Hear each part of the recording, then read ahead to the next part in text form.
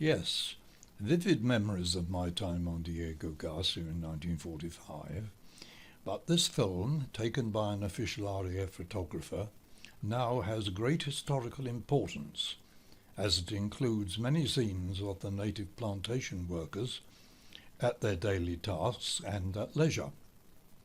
The building in view was the plantation manager's home, but in my time on the island was the station headquarters of the RAF's number 29 Advanced Flying Boat Base for servicing visiting flying boats from Ceylon, which patrolled searching for enemy ships and submarines.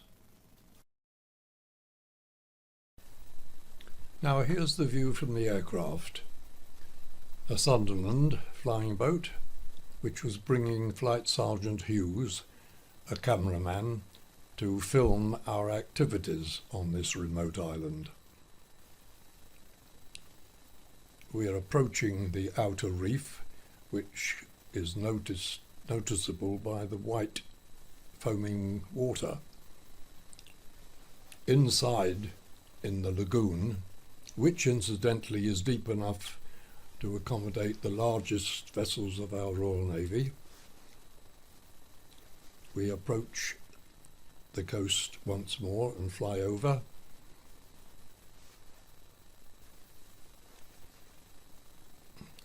But he's still lingering on that outer reef.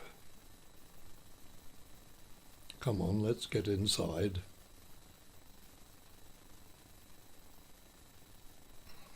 Now a rather different view, still on the port side.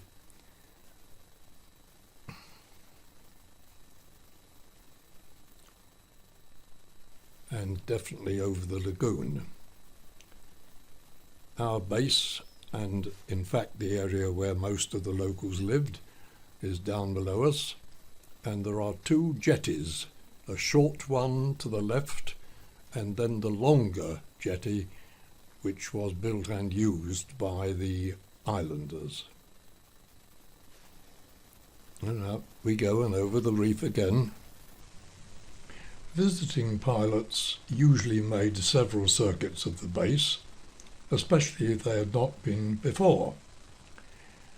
And this fellow obviously was in touch visually with the launch below, which had been clearing the area. And when he saw all was clear, he lined himself up to make a very tidy touchdown, and so he did. And now we move to activities down below on the island.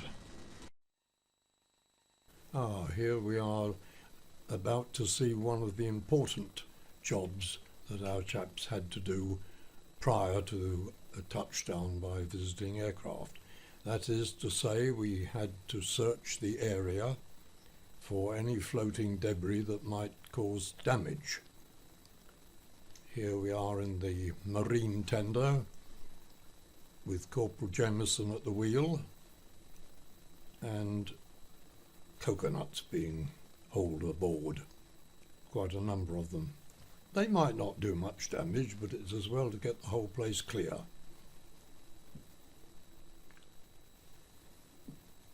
Here's another one, quite busy. And off she goes, out of the way of the aircraft, and preparing for the next stage. That is to take the aircraft in tow when it is safely on the water and at a standstill.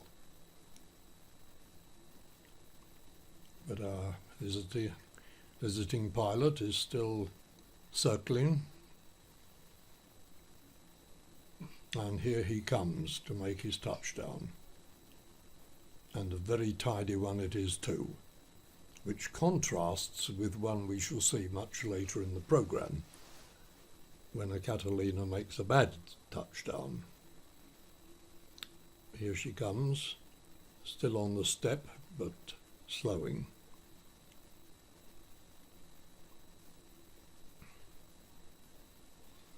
Here we are. She turns to face our cameraman. And if you look carefully, you'll find each side of the fuselage, the crew are releasing drogues, further to slow the speed of the aircraft to a standstill. Then our launch comes alongside under the port wing, proper procedure, and gets a tow rope on the aircraft, and here we are towing it in towards the refuelling section. It's arrived at the refuelling buoy, and the crew, under our instruction, are picking up the long pennant, which was coiled on top of the buoy, so that the aircraft can float well away from the refuelling jetty. Then our launch takes another tow from the tail and pulls the tail of the aircraft around towards the refuelling jetty. At the jetty we have moored, or rather tied up, our bomb scour, which is a craft normally used to carry depth charges or bombs out to the aircraft and hoist them up into the wings. But here it's very useful for some of our lads to help in the mooring system. Now we've got her set up, and one of the important things we had to watch was to keep the fuel clean, so we used filter funnels. Now we're watching the twin-handled semi-rotary pump, which is at the shore end of the jetty, and our lads are pumping the fuel direct into the aircraft, a system which, as far as I know, was never done anywhere else in the world. But we had no refueler. That had been lost in a cyclone months before I arrived. And this was the important job for our section as soon as I got there, was to arrange an alternative fueling system.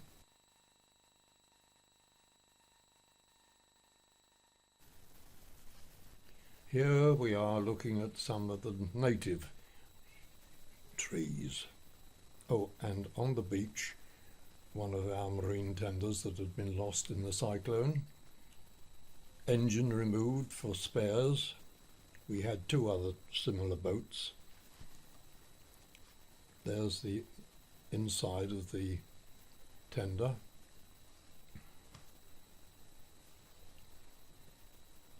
Now we have a view of the naval landing craft. Yes, the Navy had a presence on the island earlier on, one of their landing craft.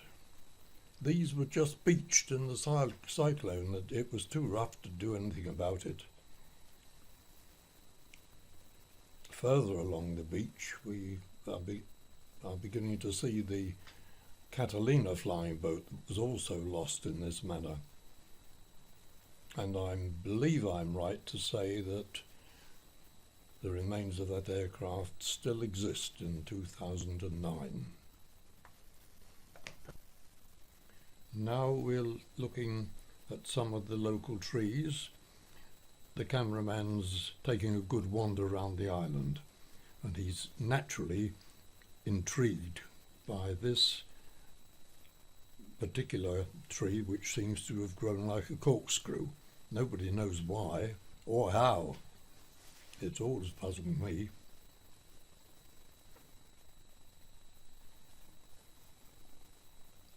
But quite naturally he's intrigued to include in his record everything that surrounded our work there. He's having a look at the beaches of the inner lagoon, of course.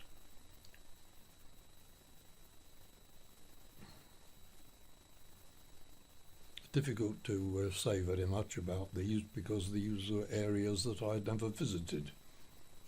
We were too busy doing other things. Here's our cameraman aboard a boat making a trip towards the north of the lagoon, to see the islands in the mouth of the lagoon. Either side of these, the visiting ships had to enter the lagoon. Now we're back in the living area. Looks as though we've got a whole rough area on which are fallen coconuts. After all, they had to go up the trees quite often and knock them off.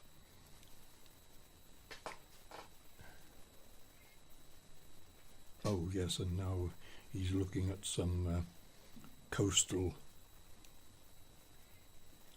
formations of coral and a more distant view of the congested area.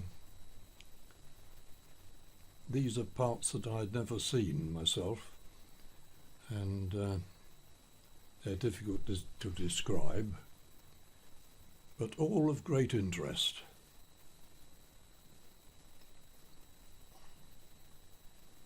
Later on we shall try to explain why all this is interesting in the year of 2009.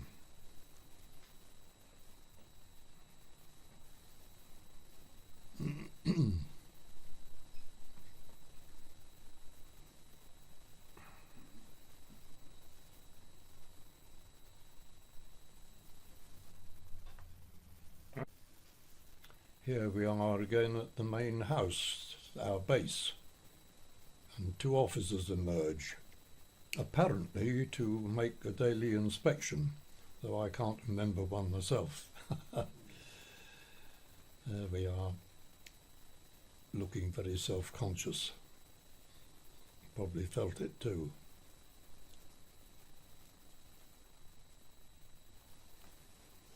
And now we can see a crew arriving. These are people who have been on a long patrol and were looking forward to a night's rest. Of course, we are now talking after the days of after VE Day, so that things were a bit more relaxed. But here we have a scene of the mail being distributed under the eyes of the commanding officer on the right.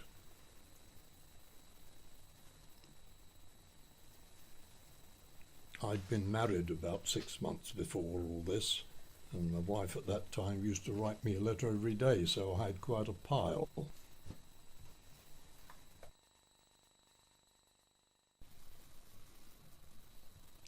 Here's a back view of a lad taking some timber to our marine craft section. And about the same time I come out, walk down towards the launch that's on the cradle for maintenance, and I'm looking at the bow while these fellows are working near the stern, but I notice a little damage. I call one of them to have a look,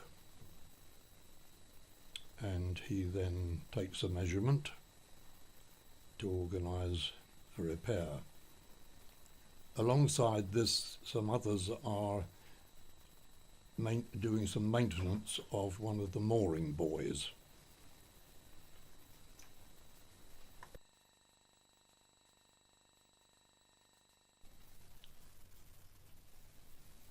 And here's our weatherman, taking daily recordings, of course. Important job. The weather was normally pretty calm over Diego Garcia, though it could rain there, as we shall see later. He's at this moment looking at the rain gauge. Rain was our only source of fresh water, so everyone had to be very careful with it. We shall see just how that's done shortly. But there's the rain gauge detail recorded.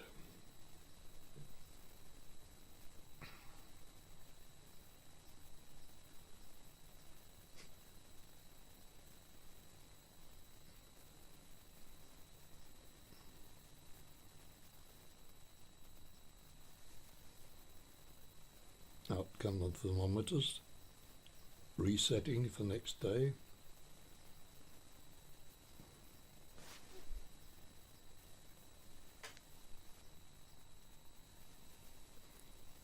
And now he's looking at the wind gauge.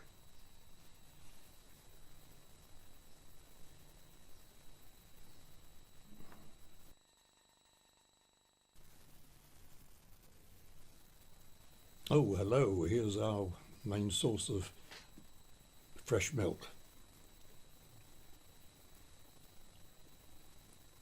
The lad comes across to free it from its mooring, so to speak, and then it's led towards the tender and taken away, probably to be milked by some of the local people. We didn't get involved in that.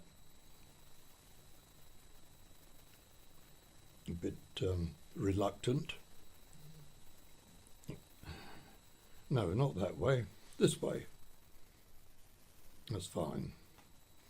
Now we're coming to the rain that I mentioned before. It could jolly well rain on Diego Garcia, my goodness, yes.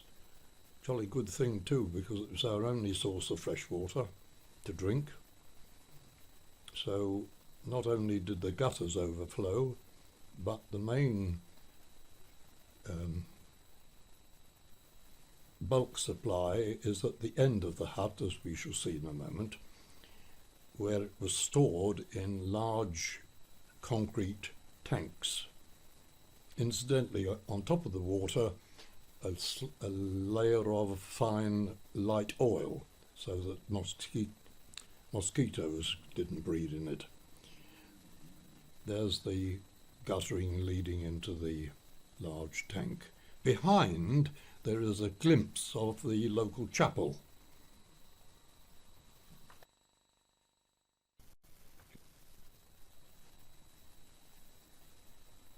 Now, here's a diversion.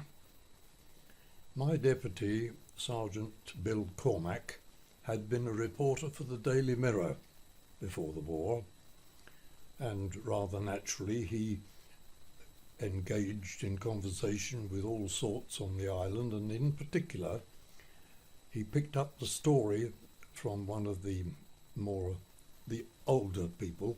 He picked up the story of buried treasure. Apparently pirates in an earlier time had brought to bury one of their number who had contracted a very dangerous disease. At least that was the story that was given the locals, and they never would go anywhere near that area. We made an investigation ourselves, because immediately after VE Day we had a little relaxation. Now, when the cameraman heard this story, he thought it would be a good idea to repeat it using local craft and local folk. We, of course, went across in our own boats, but here we are, rather fantasy, if you like, a fantasy trip to see what was going on in that area. So when we got across, and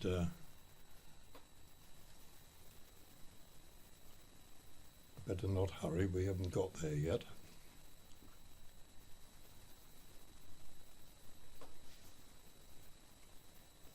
And I personally think that some of these chaps have given a hint, as in this case somebody should take a look out. Well, he wouldn't do it that way, it's very self-conscious. I'm sitting in the stern here,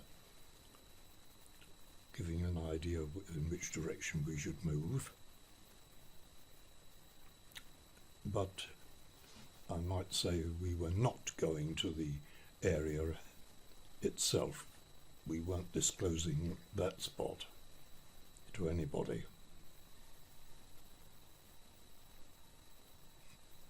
Yes, we did take some fresh drinking water. You could hardly go to the other end of the island without some.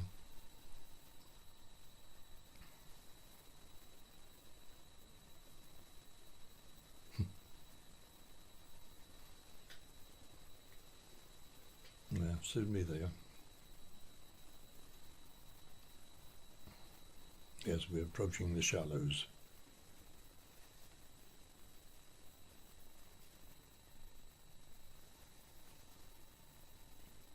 Yep, there we step ashore,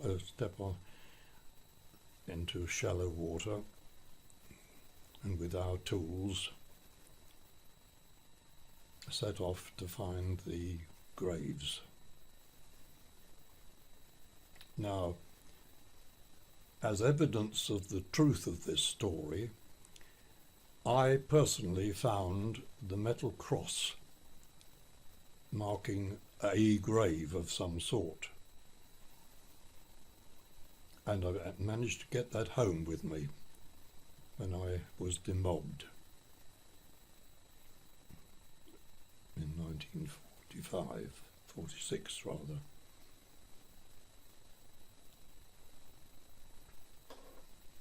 We stop for a moment just while I look at the map.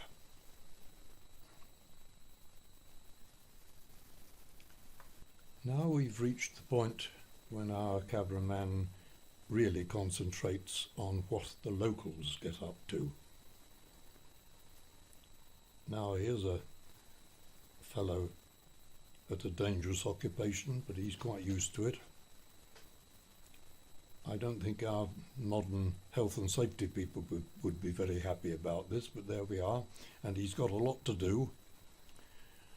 And then we move over to the coconut drying yard. Coconuts were laid out to dry in the sun and at night time covered up in case of rain.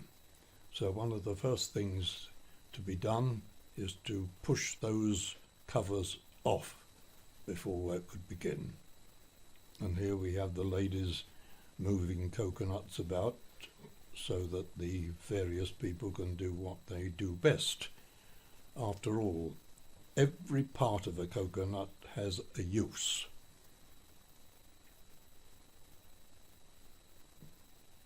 And the ladies are quite used to all this. They've been broken for them, as we saw. Now they've got to get the flesh out of the casing. So one does that while somebody else is picking up the remains to be moved to someone else for their attention.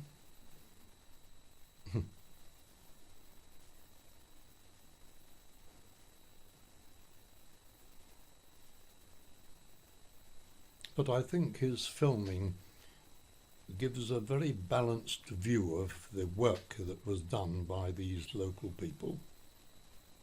And bear in mind, we were living alongside them. We saw all this every day and passed them, and they passed our huts.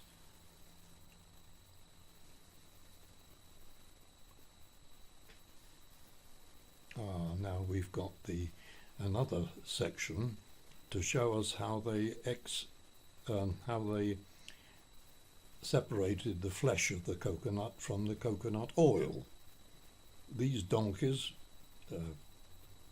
blindfolded incidentally, are pulling on a circular pole which crushes the coconut flesh so that the oil drips out into the bucket.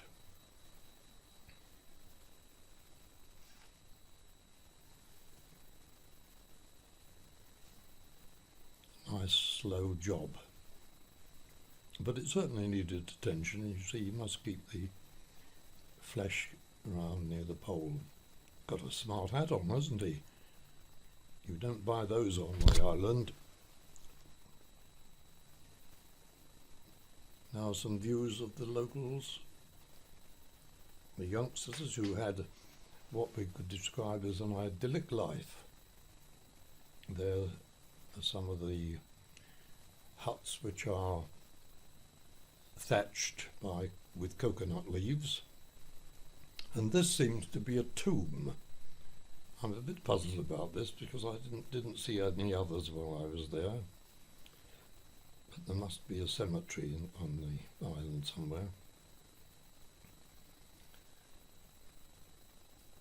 Accumulation of coconuts everywhere. Now we are looking at some of the locals about to go off fishing, I think.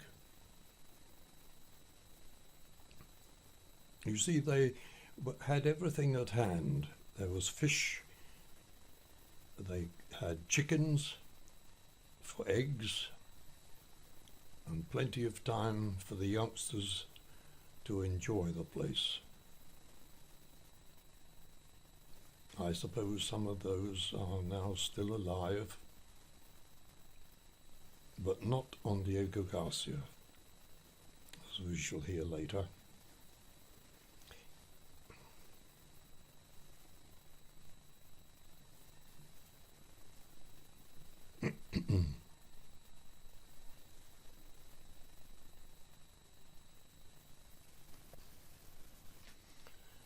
Now we're looking at the Saturday evening recreation. This is when they let their hair down and had a bonfire and dancing. These carefree, happy people on their idyllic island were not to know that some 20 years later they would find themselves living in abject poverty and squalor in a foreign land. In the 1960s, the British government under Prime Minister Harold Wilson negotiated with the USA and agreed to lease the island to that country as a military base. Currently there are over 2,000 troops there, with an air base from which they fly to Iraq and Afghanistan to bomb, and warships are in the lagoon. The lease required removal of the native population not only from Diego Garcia, but from all other islands of the Chagos group. These were British subjects, and British courts declared that our government had acted illegally, but still no action has been taken to allow the return of the exiles to their homelands. So we ask all inhabitants of this country to stand up and be counted and help these Chagossians to return. Certainly some, maybe most of these children are alive today and may yet live to see the day when our government sees fit to right the wrong that they made and allow them to return to these islands. I hope I shall also live to see that day.